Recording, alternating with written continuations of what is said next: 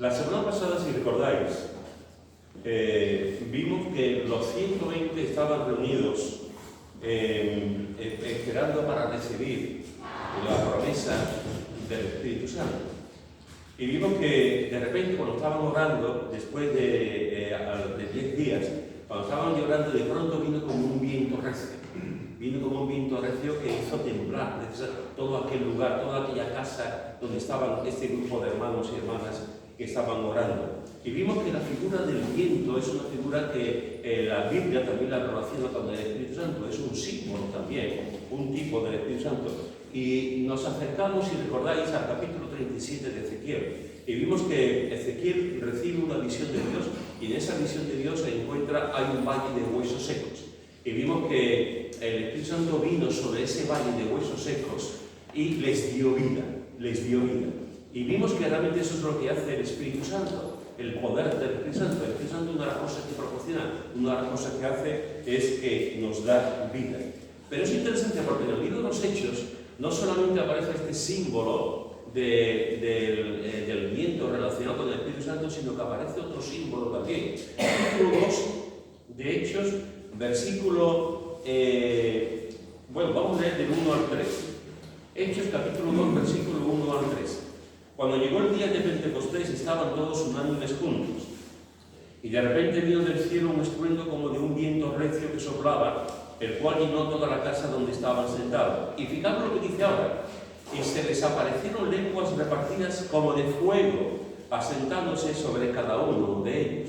La semana pasada vimos las referencias bíblicas sobre el viento, que como he dicho es un símbolo del Espíritu Santo, y vimos lo que significó en Ezequiel. Y aquí, ahora, en el versículo 3, aparece otro símbolo, fuertemente identificado con el Espíritu Santo en toda la Escritura, como es el fuego. Se les aparecieron lenguas repartidas como de fuego, asentándose sobre cada uno de ellos. Esto tuvo que ser impresionante, porque estaban allí orando, estaban clamando al Señor, viene de pronto como un viento recio, un viento fuego, y de pronto como una especie de llamarada, como de algo que va cayendo en ellos, como lenguas repartidas que caen sobre cada uno de ellos, con todo en cada uno de ellos, como de fuego, para identificarlos, ¿no?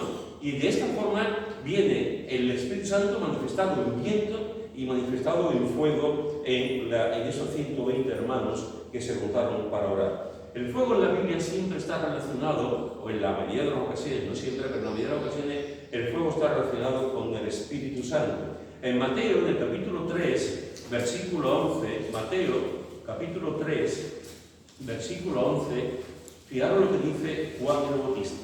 Mateo capítulo 3, versículo 11, dice Juan el Bautista: yo a la verdad os bautizo en agua para arrepentimiento, pero el que viene tras de mí, cuyo calzado yo no soy digno de llevar, es más poderoso que yo. Él os bautizará en Espíritu Santo y fuego. A mí me encanta lo que está diciendo aquí Juan el Bautista. Juan el Bautista, una de las cosas que vemos en este texto es que lo tenía muy claro. Él sabía quién era y sabía quién era Jesús. Él sabía lo que podía hacer y sabía lo que no podía hacer, sabía sus límites. Con una humildad, con una frescura, con una sinceridad, está diciendo: yo la verdad os bautizo en agua para arrepentimiento. Yo os puedo bautizar, yo puedo predicar, yo puedo llegar al río Jordán y yo puedo bautizar. Él no se pega un tiro, él dice: yo no valgo para nada. Hay muchos creyentes que con esto de la humildad se creen que no valen nada. No. La humildad no significa que tú tengas un bajo concepto de ti. Lo que significa que tú sabes quién es el que cambia, el que hace, el que proporciona, el que obra en tu vida, el que hace las cosas en tu vida. Juan el Bautista está diciendo: yo puedo predicar y yo puedo bautizarlos, pero el que viene tras mí, cuyo calzado yo no soy digno de llevar. Fijaros en la humildad, Pablo. Fijaros en la humildad que tiene. Hay uno que va a venir tras mí, cuyo calzado yo no puedo ni siquiera meterme en los zapatos de Jesús, porque yo no soy digno de llevarlo. Este Jesús que va a venir detrás de mí, esta persona que va a venir detrás de mí, es más poderosa que yo.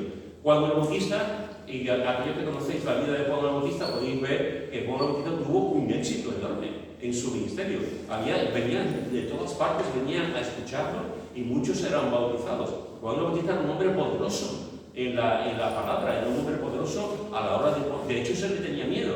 Herodes le tenía miedo. Los importantes le tenían miedo a la denuncia profética que él hablaba, que él decía acerca del pecado. Y él, sin embargo, él con una humildad tremenda, él está diciendo: yo no soy digno de ponerme los zapatos de Jesús.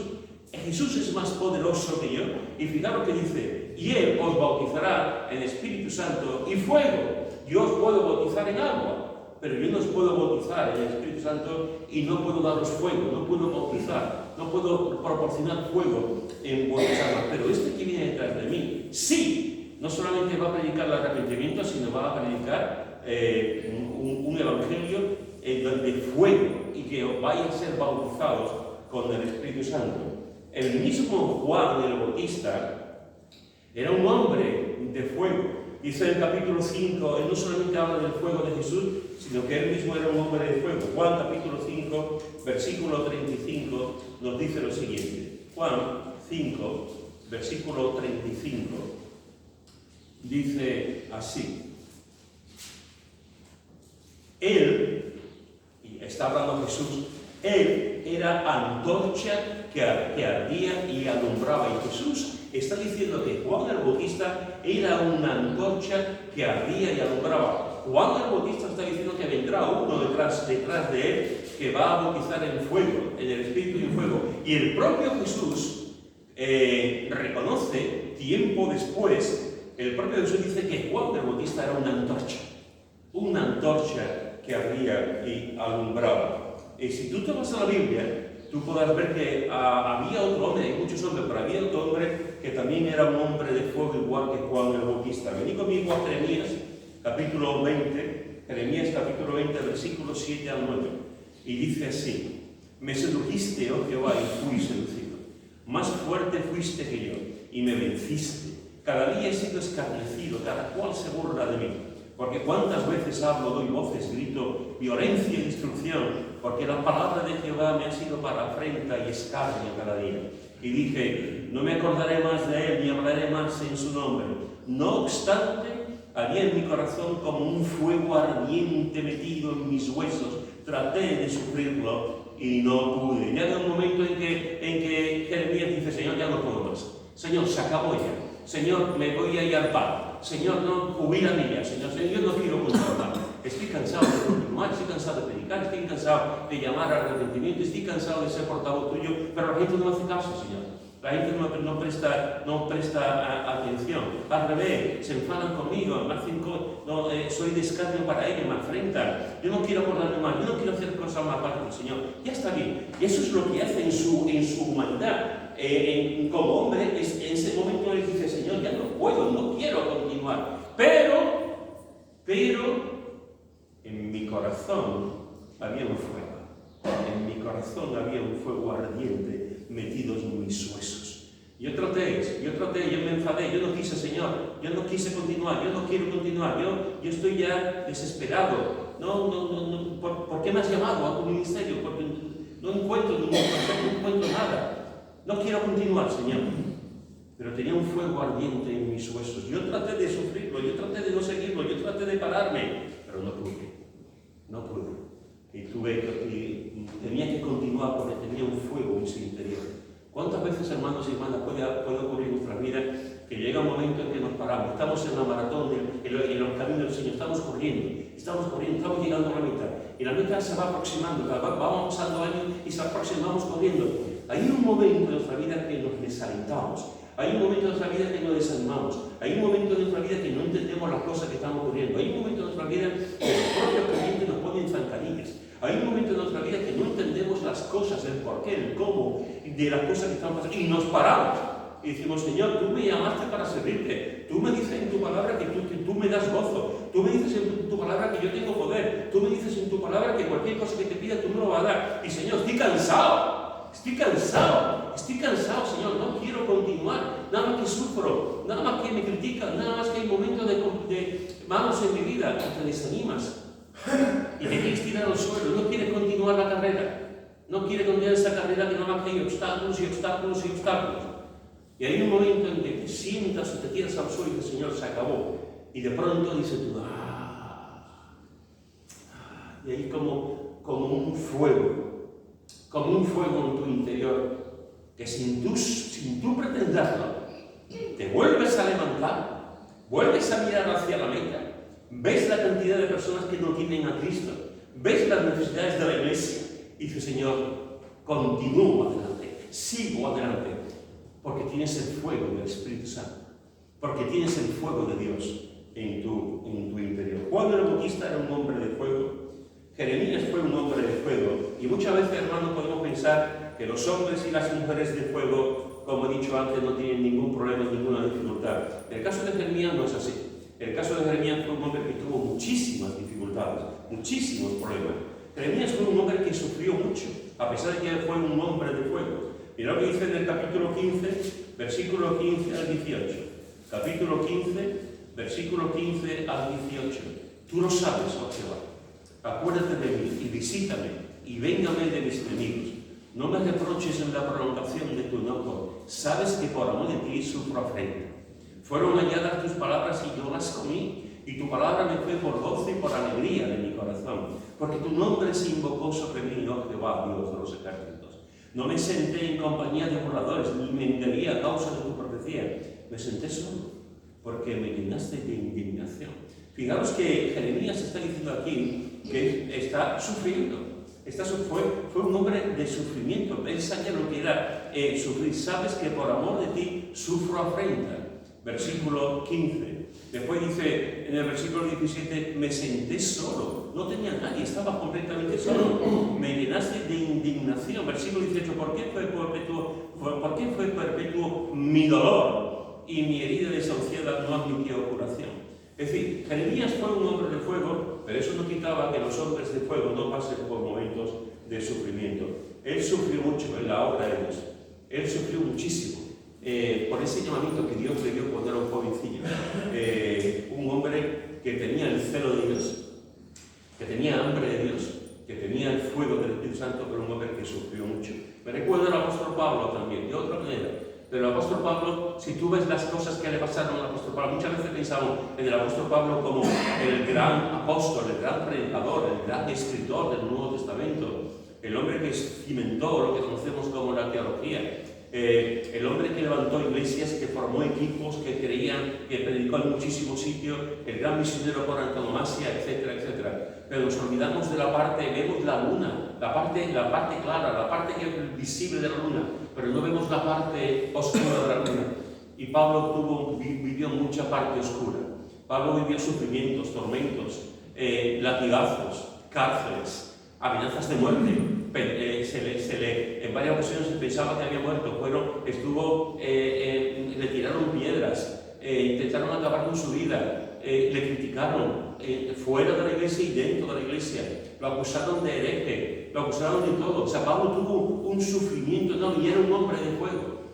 Pablo era un hombre de fuego. Pablo era un hombre que todos los días oraba, que todos los días se llenaba del Señor, un hombre que fue lleno completamente del Espíritu Santo, y un hombre que se dio por entero a su vida, a la vida del Señor, al ministerio, a la obra de Dios, un hombre de fuego que sufrió. Esa parte no nos gusta mucho. Yo quiero ser un hombre de fuego. Yo quiero llegar a la gente. Yo quiero vivir por ti. Yo quiero ver milagros. Yo quiero ver cosas sobrenaturales. Yo quiero tener la unción del Espíritu Santo. Yo quiero. Pero esa parte del sufrimiento no lo queremos. Esa parte del dolor no lo queremos. Esa parte del equipaje que tenemos que ponernos no lo queremos. Y los hombres de fuego que encontramos en la Biblia, todos esos hombres pasaron por sufrimiento. Jeremías no solamente fue un hombre que sufrió, sino sufrió también por sus familiares. Mirad lo que dice en el capítulo 12, versículo 6. Capítulo 12, versículo 6.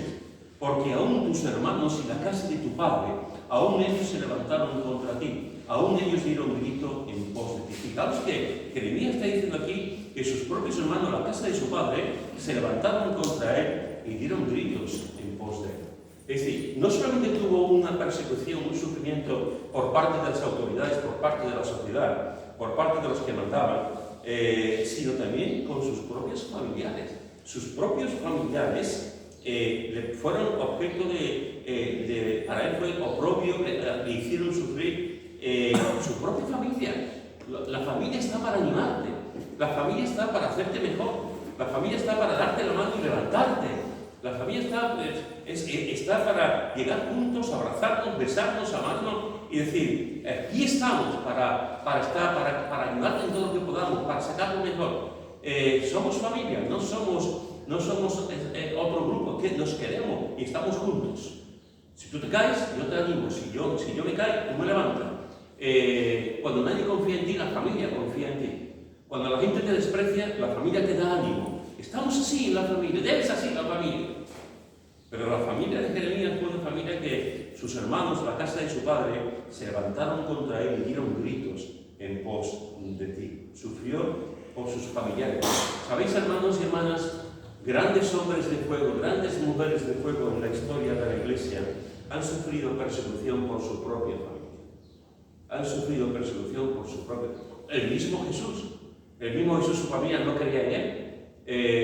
Se burlaban de él también, no creían en lo que él, y era Jesús, y no creían en él. Grandes hombres y mujeres han sufrido persecución en el seno de la familia. No sé si conocéis la historia de aquel, es un hecho real, de un creyente, de un hombre que pasó años en las cárceles comunistas en Rusia. Años. Y en todos los años que estuvo en la cárcel fue un hombre lleno de ánimo, un hombre lleno de vitalidad, un hombre que oraba, que siempre tenía una sonrisa para los carceleros y para la gente que estaba alrededor, un hombre íntegro que por más que le dijeron que rechazara a Cristo, por más que le pegaban, él siguió adelante con un espíritu de fuego, en medio de una cárcel, en medio de una mazmorra, espíritu de fuego. Al cabo de algunos años lo libraron, salió de la cárcel y se fue a su casa. A los 2 meses más o menos de salir y estar en su casa, murió. Y tú dices, ¿cómo es posible que este hombre que se ha llevado años en la cárcel tuviese ese ánimo, ese espíritu de perdón, esa fortaleza interior, esa capacidad para seguir adelante? Y a los 2 meses de salir de la cárcel, muere. ¿Sabéis lo que ocurrió? Lo que ocurrió es que cuando llegó a su casa, a los pocos días de estar en su casa, se enteró que había ido a la cárcel porque su propio hijo lo había traicionado. Porque su propio hijo había ido a las autoridades rusas diciendo: mi padre tiene una Biblia y mi padre lee la Biblia. Cuando se enteró que su hijo le había traicionado, el efecto que tuvo eso en su vida fue tan demoledor, fue tan atroz, que se murió de tristeza. Se murió de tristeza cuando comprobó que su propio hijo fue el que lo había traicionado y el que había hablado con la policía. Jeremías fue un hombre que sufrió. Jeremías fue un hombre que sufrió por sus propios familiares. Además fue un hombre que estuvo en varias ocasiones en las cárceles. Mirad lo que dice en el capítulo 20, versículo 1 y 2. Capítulo 20, versículo 1 y 2. El sacerdote Pasur, hijo de Immer, que presidía como príncipe en la casa de Jehová, oyó a Jeremías que profetizaba estas palabras, y azotó Pasur al profeta Jeremías y lo puso en el cepo que estaba en la puerta superior y de Benjamín, la cual conducía a la casa de Jehová. Es interesante porque fijaros que el sacerdote Pasur, príncipe de la casa, sacerdote de la casa, alguien con mucha responsabilidad, oyó a Jeremías que profetizaba. Jeremías no profetizaba lo que querían escuchar. Jeremías profetizaba lo que el Señor le había dicho. Y casi nunca era palabras que la gente, los sacerdotes, los gobernantes querían escuchar. Y azotó Pasur al profeta Jeremías. Si tú ves el libro de Jeremías, verás que lo azotaron en varias ocasiones.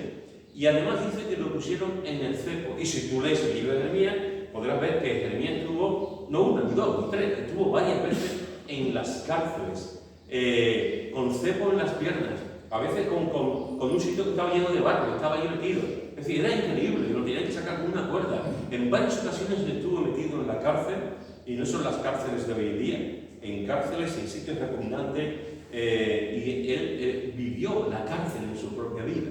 Vivió la persecución de la gente, vivió la persecución de su familia, vivió en momentos de su vida la cárcel por ser fiel al llamamiento de Dios, por predicar al Señor. Y no solamente esto, sino que además lo calumniaban. Mira lo que dice en el capítulo 18, versículo 18. Y dijeron: venid, imaginemos contra Jeremías, porque la ley no faltará al sacerdote, ni el consejo al sabio, ni la palabra al profeta. Venid e irámoslo de lengua, y no atendamos a ninguna de sus palabras. Fijaros que no solamente fue un hombre que sufrió, no solamente fue un hombre que sufrió por sus propios familiares, no solamente le encarcelaron, sino que además lo hirieron de muerte con la lengua, lo calumniaron. Y como hemos visto estas semanas en el tema de Santiago sobre la lengua, la calumnia es algo terrible, la calumnia es algo tremendo.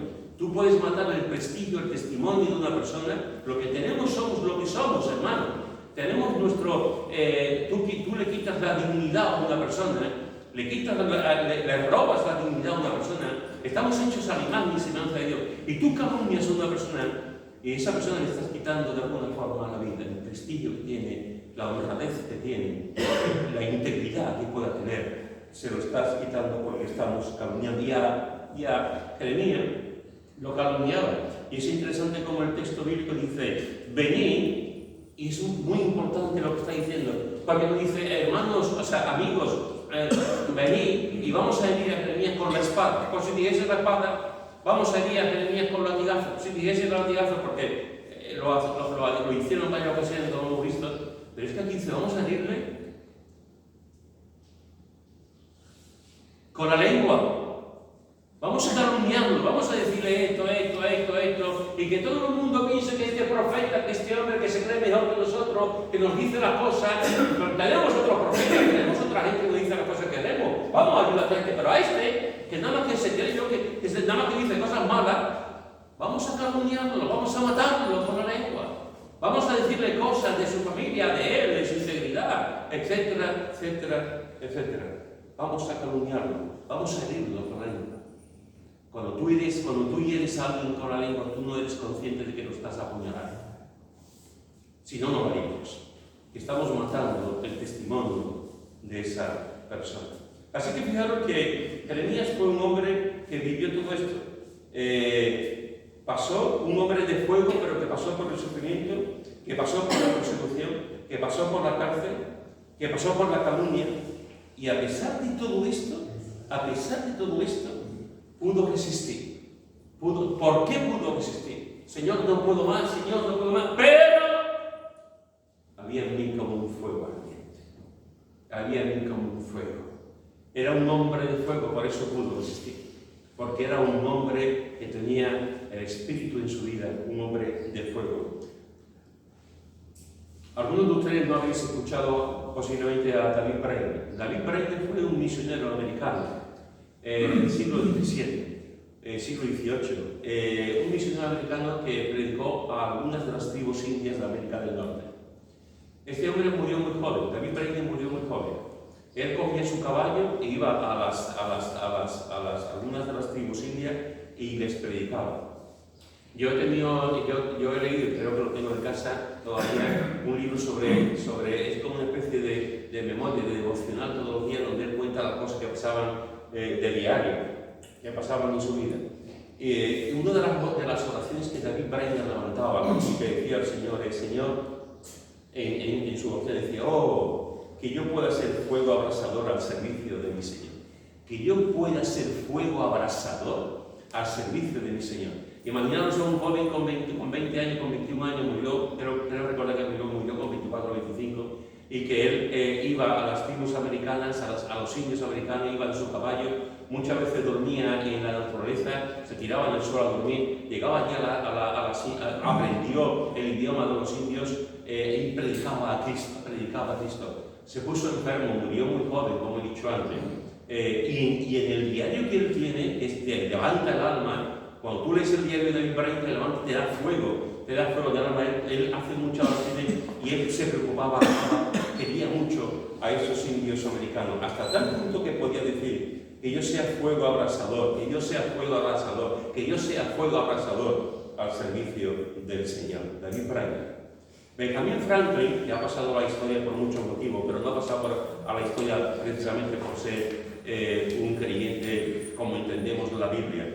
Benjamin Franklin decía que iba a escuchar a John Whitfield. ¿Sabéis que John Whitfield era de Inglaterra? Se convirtió en Inglaterra al cabo de algunos años después de predicar, fue cuando realmente él se convirtió, igual que John Wesley, ojo, fue cuando conoció a Cristo, y llegó un momento ya convertido que él fue a Estados Unidos, 1700 y pico, él fue a los Estados Unidos y él, John Whitefield, empezó a predicar también en Estados Unidos, y iba a las iglesias y predicaba también, o sea, llevó varios años y volvió a Inglaterra a predicar. Y se cuenta que Benjamin Franklin, político, científico, Benjamin Franklin decía que él iba a escuchar a John Whitefield, pues con mis ojos lo veía arder.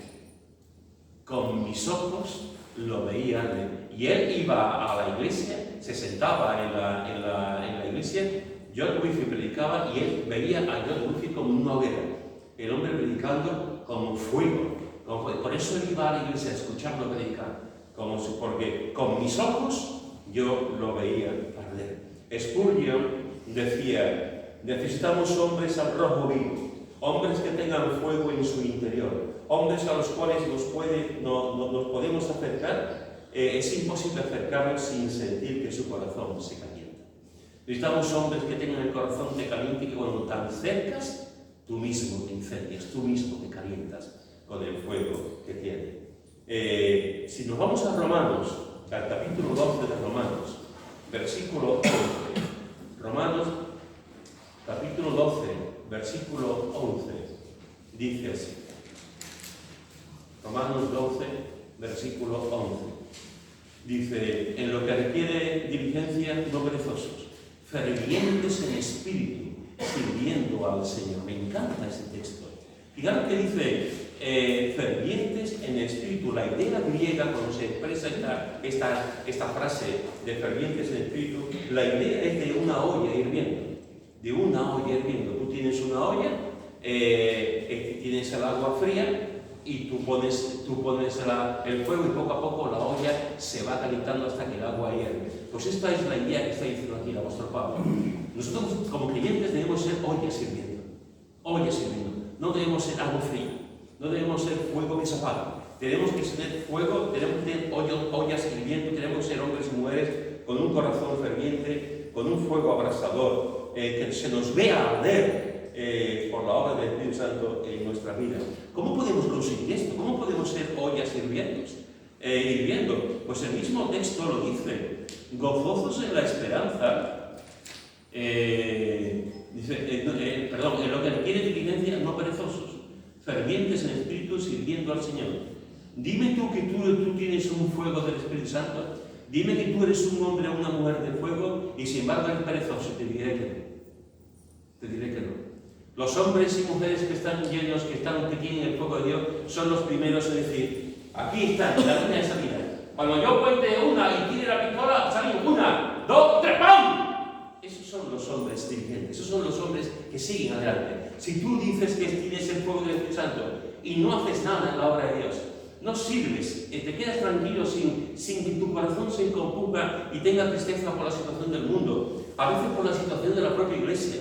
A veces por cosas y no estás sirviendo, te quedas tan tranquilamente comiendo caracoles en tu casa todos los meses de verano y no tenemos fuego de Dios. Si tú eres una persona que dice que tengo el fuego del Espíritu Santo, pero no eres diligente, algo no va bien, porque los hombres llenos, las ollas llenas de fuego, personas fervientes en el Espíritu, sirven al Señor. Fijaros que está diciendo, lo que requiere diligencia, no perezoso. Fervientes en espíritu, sirviendo al Señor. Diligencia. Los hombres de fuego hacen cosas para el Señor. Desde que yo me convertí tengo un líder. Lo aprendí a las pocas semanas de haberme convertido. Yo siempre he dicho al Señor, yo no sé cómo hacer las cosas. Yo no tengo ni idea de cómo hacer las cosas. Pero prefiero hacer una cosa para ti y equivocarme a no hacer. Ese lema lo he tenido toda mi vida. Toda mi vida lo he tenido. Prefiero hacer algo para ti y meter la pata a quedarme tranquilamente sin hacer nada. Prefiero que me digan te has equivocado a que me digan nunca has hecho nada. Para la gloria, para la obra del Señor. Fijaros que está diciendo en lo que tiene diligencia, no perezosos. Uno de los mayores enemigos que tenemos como personas, como creyentes, es la pereza. La pereza para tener un encuentro personal con el Señor cada día. La pereza para leer la Biblia. La pereza para orar. La pereza para quedar con hermanos. La pereza para venir a la iglesia. Es terrible el tema de la pereza en la vida de los creyentes. Y Pablo está diciendo, tú quieres conocer a una persona que esté llena de fuego, de esa olla hirviente, porque no, que sea diligente, que no sea perezoso, todo lo contrario, que sea ferviente y que sirva al Señor. Una persona que tiene el fuego de Dios va a ser una persona que va a servir al Señor. Y quiero recalcar esto y quiero contextualizarlo. Cuando estoy hablando de ser una persona de fuego y una persona diligente y una persona que sirva al Señor, no me estoy diciendo a las cuatro paredes de la iglesia. No me estoy refiriendo a las cuatro paredes de la iglesia. Que tanto daño se ha hecho en ese sentido en las iglesias. Parece que solamente podemos servir al Señor en medio de la iglesia. Alabanza, escuela dominical, mujeres, hombres, niños, etcétera, etcétera. Cuando estoy hablando de esto, la Biblia nos habla de que tenemos que ser hombres y mujeres de fuego, que está hablando de toda nuestra vida, hermanos. De todo, tenemos que ser hombres y mujeres de fuego en el trabajo. Tenemos que ser hombres y mujeres de fuego y diligentes en donde estudiamos. Tenemos que ser hombres y mujeres diligentes y sirviendo al Señor donde estamos. Una de las grandes cosas que hizo la Reforma, entre las muchas cosas que hizo la Reforma, fue que los reformadores dijeron, el carbonero tiene que ser apóstol, tiene que ser predicador, tiene que ser misionero en su mundo de carbón. Los mineros tienen que ser misioneros y predicadores en las minas. Los abogados en la abogacía. Los albañiles tienen que ser en su trabajo, así, etc. Somos ministros, somos predicadores, somos embajadores, debemos ser hombres de fuego en el lugar donde estamos, no solamente en la iglesia. No solamente en la iglesia. Yo sirvo al Señor en la iglesia, pero yo el resto de la vida y el resto de tus días, si Dios te ha puesto en un trabajo y tú estás en un trabajo, sé siervo de Dios ahí, sé diligente en tu trabajo, sirve al Señor en tu trabajo, hazlo con lo mejor que puedas, con las cosas que tú tengas, dando un buen testimonio, sirviendo, dando gloria a Dios, compartiendo el Evangelio. Compartiendo el Evangelio con tu gente, no solamente, no, yo soy maestro dominical y después lo mismo nosotros durante la semana somos unos petazos de personas. Dios nos ha dicho, sé santo las 24 horas del día.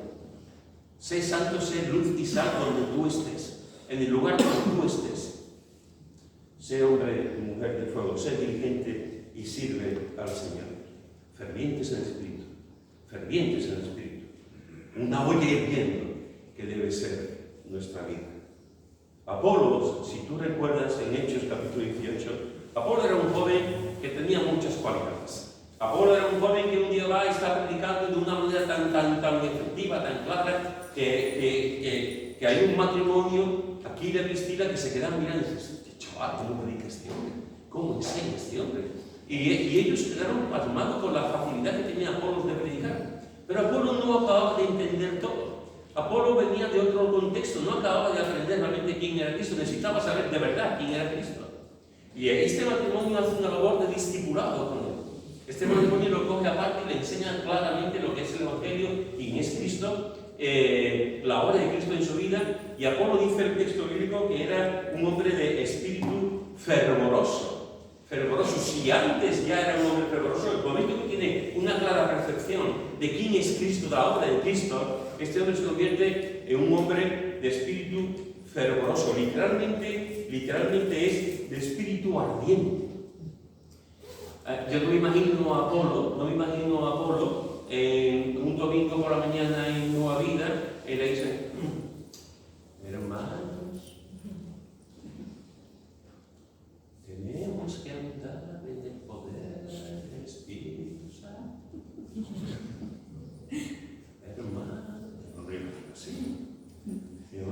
Yo me imagino, yo estoy ahí sentado, estoy escuchando a Apolo decir eso, y Dios me tiene que dar mucha paciencia. Mucha paciencia. Tampoco estoy diciendo que él se pusiese a gritar, No estoy diciendo que Apolo otro de ¡ah! No tenemos que quizás gritar, pero sí tenemos que tener paciencia. Sí tenemos que salir de lo que sale del alma, de lo que sale del corazón en nuestras vidas. Apolo era un hombre espíritu ardiente. Me imagino a Pablo compartiendo, yendo a la gente, predicando, hablando, oye, bueno, Cristo, mira, o sea, y hablando con las multitudes, con las personas, y con fuego ardiente. Pablo nos dice que seamos fervientes en espíritu. Apolo era un hombre de espíritu fervoroso, de espíritu ardiente. Fijaros que Pablo, hay un momento en que le dice a su discípulo preferido, a uno de sus discípulos preferidos, a su hijo espiritual, a uno de sus hijos espirituales, Timoteo, le dice, en 2 Timoteo capítulo 1, versículo 6, le dice, que avives el fuego del don de Dios. Que avives el fuego del don de Dios. Timoteo era un hombre que amaba al Señor, sí. Timoteo era un hombre que se entregó por completo al Señor, sí. Timoteo era un hombre con un buen testimonio, sí. Timoteo era un hombre que estaba dispuesto a dar su vida por el Señor, sí. Timoteo había sido llamado por el Señor también, había colaborado con Pablo en las viajes misioneros, había visto el poder de Dios en su vida también, había visto problemas en las iglesias, situaciones muy complicadas, y había visto cómo el Señor lo había sufrido. Y el apóstol Pablo le está diciendo a Timoteo, ten en cuenta una cosa, Timoteo, ten en cuenta una cosa, que avives el fuego del don de Dios que hay en ti. Es como si Pablo le dijera, Timoteo, que está muy bien, pero tienes un don, tienes dones, que no se te apague, que no permitas que esos dones se queden en un rescoldo. Aviva el fuego del don de Dios que hay en ti, aviva lo que Dios te ha dado. Pon delante de Dios lo que Dios te ha dado, los pocos, los dones, los talentos que Dios te ha dado, por los hijos. No permitas que el tiempo acabe poniendo a los dones y tu servicio y tu corazón debajo de mucha arena, debajo de mucha tierra, y se apague, sino que tengas ese fuego. La palabra griega que se usa aquí para avivar el fuego se refiere al uso de un fuelle que hace inflamarse el fuego que está casi apagado. Tú estabas con el fuelle, ya apenas hay fuego, pero el fuelle era y salía el aire, salía el fuego y hacía que el aire, el fuego que estaba casi apagado, volviese a inflamarse. Dios nos manda, hermanos y hermanas, el fuego del Espíritu Santo. Y tenemos que mantenerlo ardiendo. Tenemos que mantener ardiendo ese fuego del Espíritu Santo. Tenemos que coger el muelle y avivar los rescoldos, para que tengamos el fuego del Espíritu Santo. Pablo dice en 1 Tesalonicenses capítulo 5, versículo 19, dice, no apaguéis el Espíritu. No apaguéis el Espíritu. No voy a entrar en esto porque dentro de unas cuantas semanas quiero predicar sobre esto, sobre no apaguéis el Espíritu Santo, pero lo digo de anticipo, hermano, no apaguemos el Espíritu Santo. No apaguemos el Espíritu Santo. Tenemos que avivar lo que somos. Antes, Fernando en su oración al Señor de la cosa que Fernando le decía al Señor, anima mi corazón, a este viejo corazón, o da el fuego a este viejo corazón, algo decía, así como diciéndole al Señor. Pues eso es lo que tenemos, aviva este corazón, avívanos cada día, porque lo peor que puede ocurrir al creyente es que nos conformemos, Yo ya tengo 50, 60, 70 años en el Señor, lo sé todo, no sabes nada, acabas de empezar. Llevamos un tiempo en el Señor y pensamos que ya no te conformes a la vida cristiana que tienes. Pide más y más y más y más y más. Vive realmente como si fuese un vencejo que está por los aires y que solamente viene a reproducirse y viene a comer. Es un momento porque tú eres un hombre de fuego, una mujer de fuego, y te debes de consumirte con el poder del Espíritu Santo. No apaguéis el Espíritu. En otro momento dice, no resistáis al Espíritu. En otro momento dice, no entristezcáis al Espíritu, etcétera, etcétera. No apaguemos el Espíritu. William Bott, que fue el fundador del Ejército de Salvación, William Bott decía, el fuego tiende a apagarse, vigila el fuego del altar de tu corazón. El fuego tiende a apagarse, vigila el fuego del altar de tu corazón. Si tú pones un fuego en una chimenea y tú te quedas mirando allá, el fuego, te pones en la chimenea y estás mirando el fuego y los troncos, entonces es algo bonito. No sé lo que tiene el fuego que hechiza. Tú te quedas mirando el fuego y, oye, te quedas mirando el fuego, y estás ahí viendo cómo la madera se va quemando y es una sensación que te queda como como que te cautiva eso, ¿no? Pero si tú no renuevas, si tú no vas echando más madera, el fuego, la tendencia natural va a apagarse. Tarde más o tarde menos, va a ir apagándose. Pues eso pasa con la vida del creyente. La vida del creyente es que nos sentamos tranquilamente, vemos el espectáculo pasar, vemos los días pasar, no tenemos un encuentro con el Señor, no nos gozamos en el Señor, nos convertimos como la iglesia que vemos en Apocalipsis, tibia, y nos vamos apagando poco, y no somos conscientes de eso, hermanos. No somos conscientes de que nos vamos apagando poco a poco, y que ya no es igual que antes. Que ya no estamos viviendo el Señor como antes, que ya me he convertido en un buen cristiano evangélico, pero no en un cristiano con poder, con fuerza, con ánimo, con ganas de comerme el mundo, con deseos de servir al Señor, que dice, aquí estoy, ¿qué puedo hacer? No, nos conformamos ya con lo que tenemos. Y tenemos que vigilar el fuego del altar de nuestro corazón. Tenemos que vigilar el fuego para que no se apague. En 2 Crónicas, capítulo 7, versículo 1 al 3, leemos. 2 Crónicas, capítulo 7, versículo 1 al 3, dice así.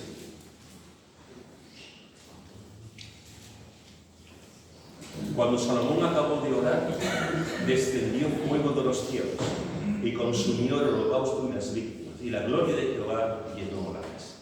Y no podían entrar los sacerdotes en la casa de Jehová, porque la gloria de Jehová había llenado la casa de Jehová. Cuando vieron todos los hijos de Israel descender el fuego y la gloria de Jehová sobre la casa, se postraron sobre sus rostros en el pavimento y adoraron. Y alabaron a Jehová diciendo, porque Él es bueno y su misericordia es para siempre.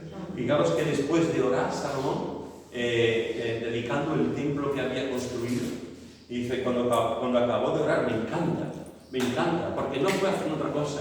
Como hemos visto en la semana que hemos estado hablando de la oración en el libro de los Hechos, la oración forma parte del proceso de Dios en nuestra vida, de la adoración, y forma parte de lo que Él dice a su iglesia, que hablemos con Él. Cuando Salomón acabó de orar y cuando estuvo en intimidad con Dios, descendió fuego de los cielos. Siempre va unido la oración con el fuego de Dios. Siempre va unido la oración, el clamar, la adoración, la alabanza, siempre va unido a tener el fuego. De hecho, los apóstoles, la iglesia, en los 120, cuando fueron llenados del fuego, cuando fueron avivados con el fuego, cuando esas lenguas de fuego cayeron sobre ellos, fue después de orar. Y en ese tiempo de oración, cuando cayó ese viento abrumador y ese fuego que cayó por completo en sus vidas, después de orar. Y después de orar descendió fuego de los cielos.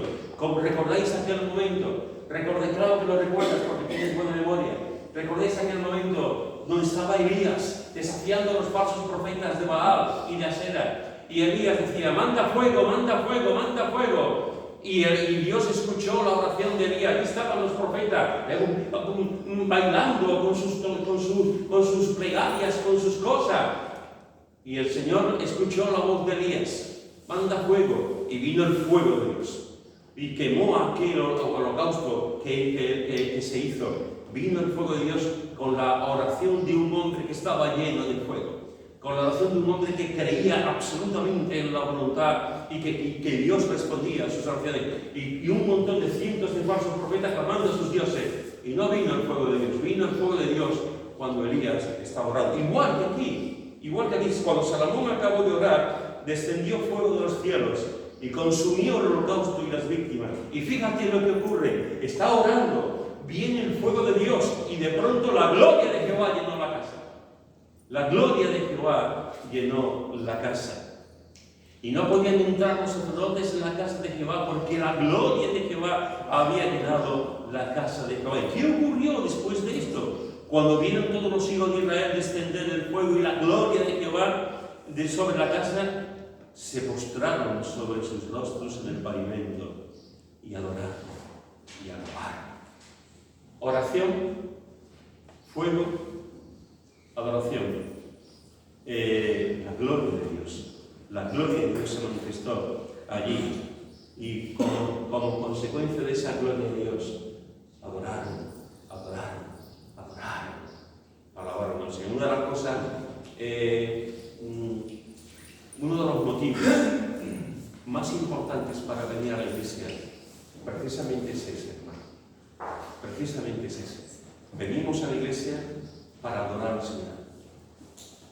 Y muchas veces, hermano, vemos la gloria de Dios manifestada en la iglesia. ¿Cuántas veces ocurre que tú no vienes al culto?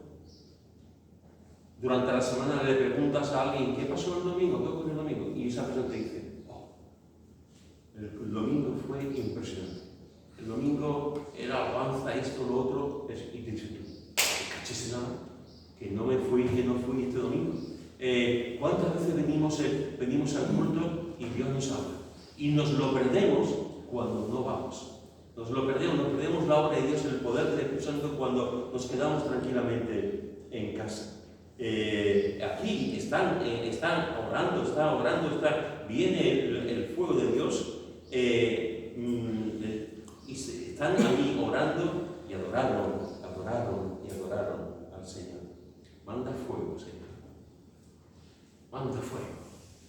Que tengamos el fuego del Espíritu Santo, el poder del Espíritu Santo en nuestras vidas. Termino con una poesía de William Bott, fundador del Ejército de Salvación, que dice así: Cristo tú la llama ardiente que limpia, manda el fuego. Hoy reclamamos el regalo comprado por tu sangre, manda el fuego. Mira hacia abajo y ve este ejército que espera, manda el fuego. Danos el Espíritu Santo prometido, queremos otro Pentecostés, manda el fuego. Es tu fuego el que queremos, por el fuego pedimos, manda el fuego. Para tener fuerzas, para siempre hacer lo justo, para tener gracia y vencer en la lucha, para poder caminar por el mundo sin mancharnos, manda el fuego. Para ser fuertes y valientes, manda el fuego. Para vivir en un mundo agonizante al que queremos salvar, manda el fuego. Oh, mira cómo en tu altar depositamos nuestras vidas. En este día te damos todo nuestro ser. Y para coronar esta ofrenda ahora te pedimos, manda el fuego. Manda el fuego. Que Dios nos ayude, hermanos y hermanas, a todos los que estamos aquí en esta mañana. Que Dios nos ayude a ser hombres y mujeres llenos de fuego. Llenos de fuego. Hombres y mujeres que tengamos el Espíritu Santo que nos da poder, como vimos la semana pasada, y nos da vida a esos huesos que están completamente secos. Hombres y mujeres que podamos vivir en el fuego. Déjate de hielo, déjate de nieve, déjate de monotonía y de rutina. Déjate de vivir una vida de segunda fila en la obra de Dios. Sé ferviente en espíritu. Sé ferviente. Lee libros que te entusiasmen. Habla con creyentes espirituales. Busca al Señor en oración. Edifica tu alma. Ayuna. Adora a tu Dios. Pide que todos los días te dé el fuego. Porque los hombres de fuego pasarán persecución y pasarán sufrimiento y pasarán problemas y pasarán desánimo. Pero no te olvides que serán siempre hombres de fuego. Mujeres de fuego, que se levantarán y seguirán adelante. Los hombres que no son de fuego, que hay tantos en las iglesias, pasarán y pasarán y pasarán. Y no dejarán huella. Los hombres y mujeres que tienen fuego en el alma, el fuego del Espíritu Santo, dejarán huella. Porque los tocas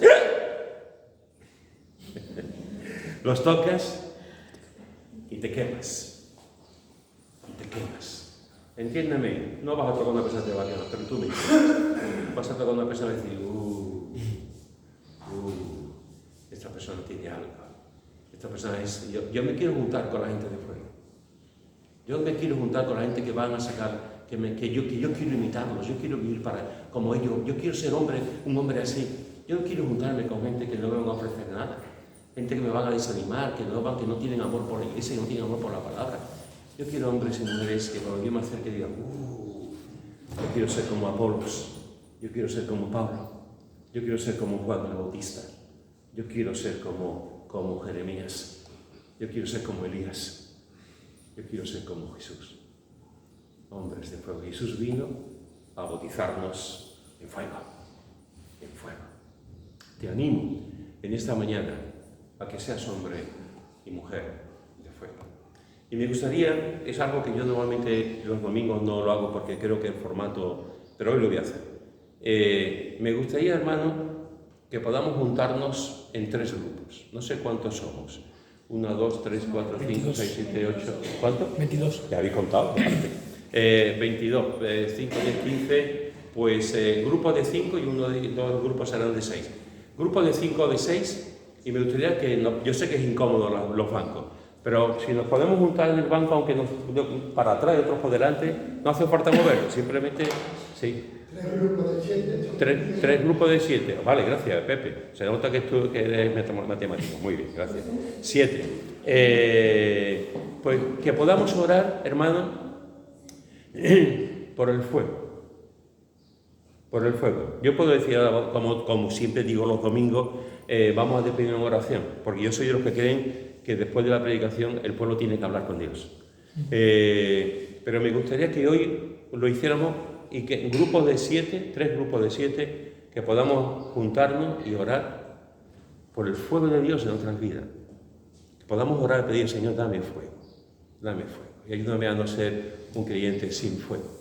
Ayúdame a tener el fuego del Espíritu Santo. ¿Os parece? Entonces, grupos de 7, por favor, y oramos.